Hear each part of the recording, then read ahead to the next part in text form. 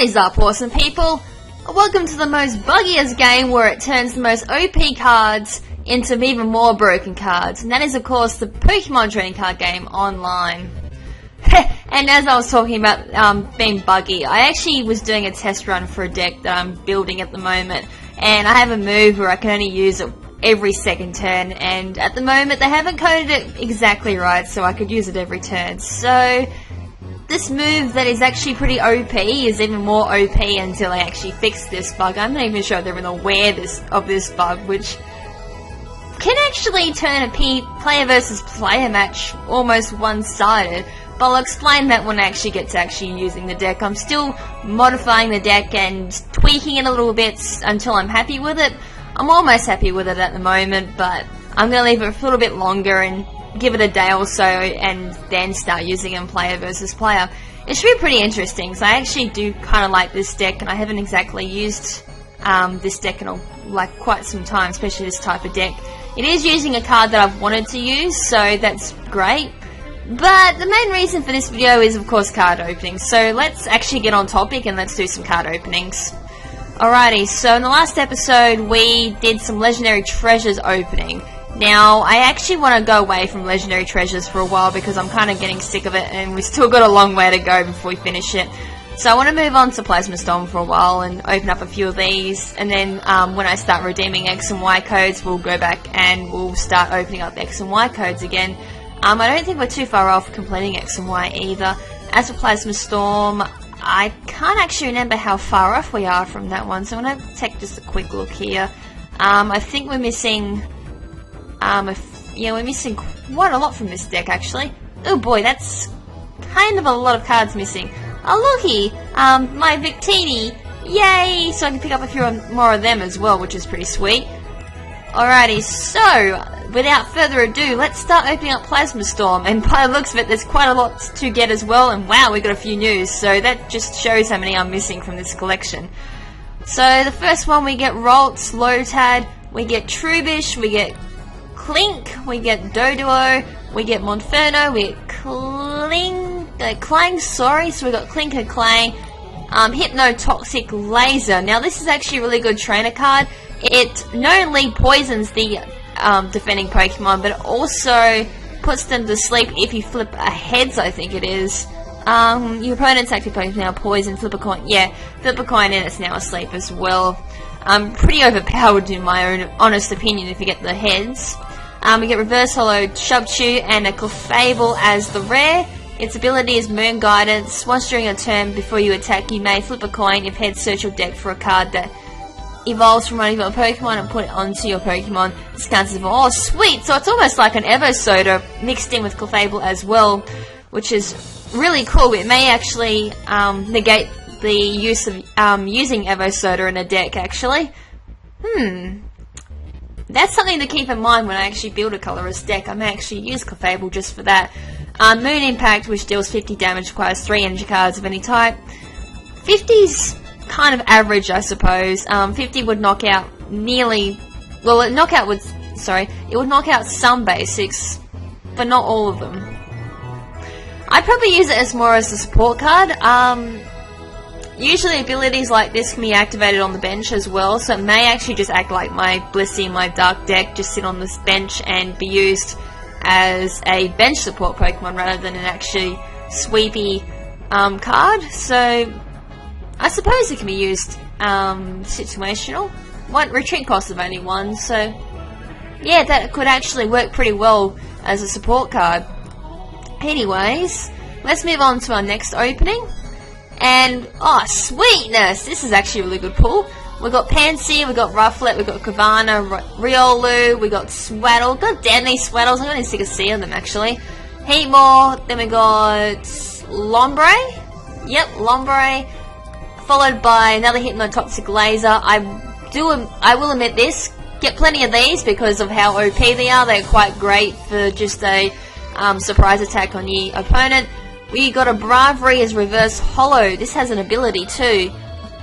Big Wing, once during your turn before you attack, if this Pokemon is your active Pokemon, you may have your opponent switch his or her active Pokemon one of their bench Pokemon. Ooh, nice. That can be used to your advantage quite easily. If they do retreat and their Pokemon's badly injured, you can switch them back in and then just finish them off with Wild Edge, which does base 60 damage, requires 3 energy cards of any type. You may do 20 more damage if this, if you do this Pokemon takes 20 to itself, okay. So it does 80 at most, if you do the 20 recall damage, but 60, which still isn't all that bad. That would one-shot a lot of basics, and would come pretty close to knocking out a lot of stage 1s, depending on their health, if you decide to do 20 recall damage and do the 80. And of course our last one, which is the rare, which is Articuno EX, so sweetness! Articuno looks really cool actually. 170 health, it's a water card. Its first move is Blizzard, dealing 60 damage, requires 1 water energy and 2 energy cards of any type. Does 10 damage to each of your opponent's bench Pokemon, do not apply weakness to bench Pokemon and all that. And Frost Prison, which does 80 damage, requires 2 water energy and 2 energy cards of any type.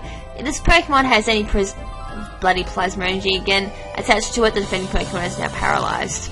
I've yet to use the plasma energies. I'm still conjuring up a strategy for plasma energy at the moment. I think because it's a special energy card, you only have 4 of them in your deck as well, so I'm getting around that as well. So it may be quite some time before I start using a plasma energy deck too. But that's something for the future. This is actually a pretty cool pull as well. We got Swablu, we got Skitty, Rufflet, Vanillite, yep.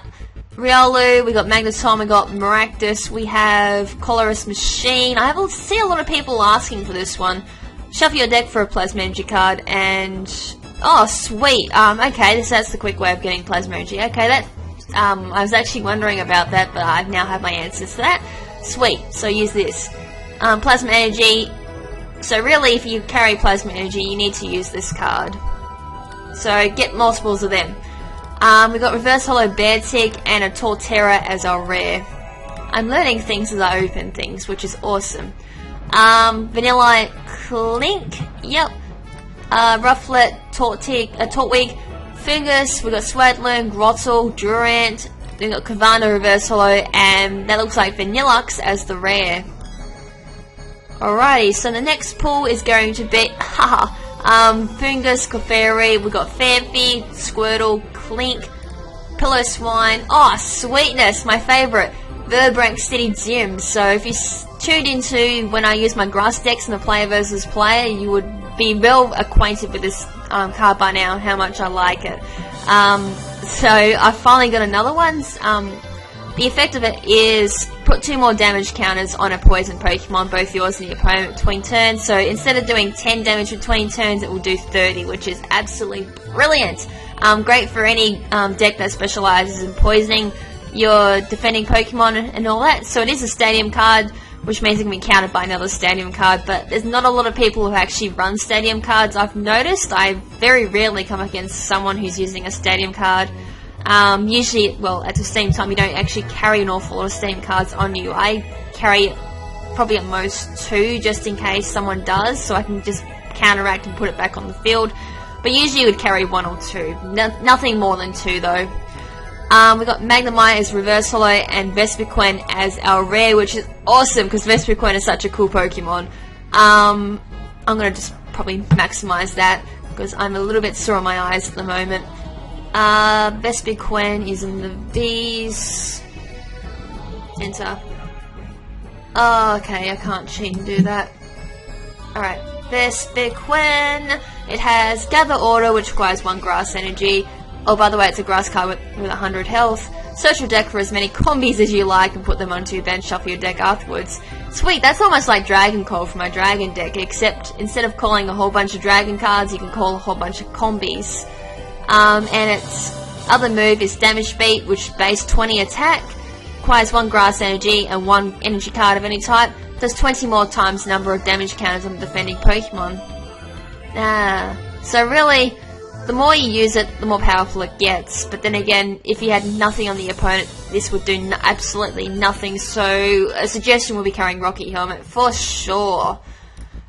Alright, so that's going to be it for this episode. I did spend a lot of time ranting and all that about cards as well. But yeah, in the next episode, we'll continue opening up the Plasma Storm booster packs. So, sweetness, I'm going to have a lot of new cards and a lot of new cards to rant about, which is awesome. So, until then, this is Lady Crimson saying ciao for now, but not forever. Ciao!